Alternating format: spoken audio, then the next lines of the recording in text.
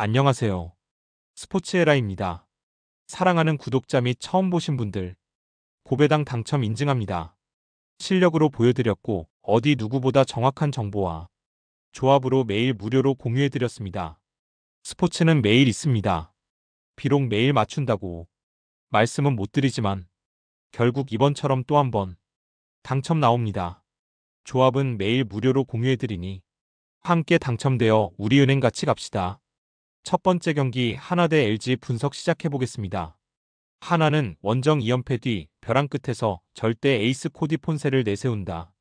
폰세는 29경기 17승 1패 ERA 1.89로 리그 최강 투수이자 MVP 1순위로 평가된다. 플레이오프 5차전에서도 5이닝 1실점 9K로 완벽히 제 역할을 수행하며 한국 시리즈 진출을 이끌었다. 이번 경기에서도 류현진이 무너진 흐름을 끊고 시리즈의 균형을 되찾는 것이 최대 과제다. 하나 타선은 최근 2경기 연속 침묵했지만 문현빈, 노시환, 최은성으로 이어지는 클린업 라인의 무게감은 여전하다. 특히 최은성의 찬스 메이킹과 문현빈의 테이블 세팅이 살아난다면 초반 주도권을 잡을 가능성이 있다. 팀 전체의 중심은 여전히 폰세의 호투와 불펜의 안정적인 뒷받침에 달려있다. 더 이상 물러설 수 없는 하나는 투수전 양상에서 승부를 걸며 반격을 노린다. LG는 홈에서 2연승을 거두며 완벽한 출발을 보였다. 3차전 선발은 커리어 하이 시즌을 보낸 좌완 손주영이 낙점됐다. 30경기 11승 6패 ERA 3.41로 안정감을 입증했고 정규 시즌 우승의 주축 중 하나였다. 당초 치리노스가 등판 예정이었으나 옆구리 담으로 결장하면서 손주영이 대체 등판한다. 하나 상대로 통산 6경기 2승 2패 ERA 1.42로 매우 강했기에 기대감이 크다. 손주영은 직구와 슬라이더의 각도를 다양하게 섞으며 하나 타선을 묶을 계획이다. LG는 중심 타선의 결정력과 불펜의 견고함으로 시리즈 주도권을 계속 유지하고 있다. 3연승으로 한국 시리즈 우승을 조기 확정짓겠다는 각오가 확실하다. 이 경기는 에이스의 품격과 좌완 공략력의 대결이다. 하나는 폰세가 완벽히 살아나야 승산이 있지만 LG의 조직력은 만만치 않다. 손주영의 낮은 실점 관리 능력과 LG 타선의 일관성은 위협적이다. 그러나 하나는 시리즈 내내 잠자던 타선이 언제든 폭발할 수 있는 잠재력을 지닌다. 결국 초반 흐름을 누가 선점하느냐가 경기의 키포인트가 될 것이다. 두 번째 경기 한국가스공사 대 원주DB 분석 시작해보겠습니다. 가스공사는 벨랑게를 중심으로 한 백코트 조합이 팀의 공격축을 담당한다. 벨랑겔은 빠른 시야 전환과 돌파 후 킥아웃 능력이 뛰어나 외곽 찬스 창출에 탁월하다. 김국찬은 코너 스팟에서의 정확도가 좋지만 직접 볼 운반 시 리듬이 흔들리는 단점이 있다. 닉 퍼킨스는 골 밑에서 피지컬 우위를 점하지만 리바운드 가담이 일정하지 않아 세컨드 찬스가 부족하다. 공격 템포보다는 세트 플레이 완성도를 중시하며 하프코트에서 안정감을 추구하는 스타일이다. 다만 수비 전환 속도가 느려 상대의 빠른 트랜지션에 노출되는 경우가 많다. 특히 코너 3점 라인 수비 로테이션이 늦어 실점을 허용하는 장면이 자주 나온다. 결국 체력 소모가 누적되는 경기 후반에는 수비 리듬이 무너지는 흐름이 반복된다. DB는 속도의 구조화를 완성한 팀답게 전환 속도와 효율이 리그 상위권이다. 알바노의 정교한 아웃렛 패스는 수비에서 공격으로의 연결을 한순간에 완성시킨다. 윙자원들은 볼이 중앙을 통과하는 순간 동시에 스프린트를 시작하며 트랜지션을 완성한다. 강상재는 하이포스트에서 외곽으로 빠지는 하이마이너스로우 전환이 능숙하고 공간 창출 능력이 탁월하다. 앨런스는 스트레치 빅맨으로 외곽 슛 타이밍이 빠르며 수비수의 시야를 교란한다. DB의 속공 루틴은 리바운드 알바노 1차 패스 코너 피니시로 정교하게 설계되어 있다. 후반에는 강상재의 미드레인지, 오픈과 앨런슨의 외곽 포지셔닝이 동시에 작동한다. 템포가 빠르지만 실수가 적은 구조로 리듬 싸움에서 상대를 압박한다. 이 경기는 전환 속도의 완성도 싸움이다. 가스공사는 세트 플레이에 강하지만 DB의 빠른 템포를 제어하기엔 한계가 있다. 특히 퍼킨스가 리바운드 이후 복귀가 늦어지면 DB의 속공은 더욱 매끄럽게 이어질 것이다.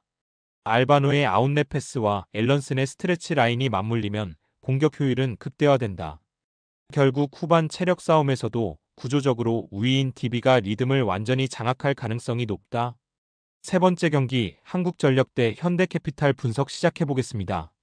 한국전력은 벤온을 중심으로 한 전위 블로킹에서 강점을 보인다. 그는 상대의 첫 타점을 잘 읽으며 타이밍을 정밀하게 맞추는 블로커다. 김정호는 리시브와 공격을 동시에 수행하며 밸런스를 유지하지만 최근 리시브 라인의 흔들림이 잦다. 서재덕과 신영석의 블로킹 간격이 일정치 않아 수비 커버 타이밍이 어긋나는 경우가 많다. 벤온이 후위로 빠질 경우 중앙 수비 라인이 비며 빠른 속공에 취약한 약점이 드러난다. 또한 공격 패턴이 김정호 중심으로 고정돼 단조로워지는 문제가 있다. 리시브 불안이 세터의 선택지를 제한하며 공격 효율이 급감하는 구간이 발생한다. 세트 후반 체력 소모가 누적되면 조직력이 쉽게 붕괴되는 흐름이 반복된다. 현대캐피탈은 수비에서 공격으로의 전환 속도가 리그 최고 수준이다.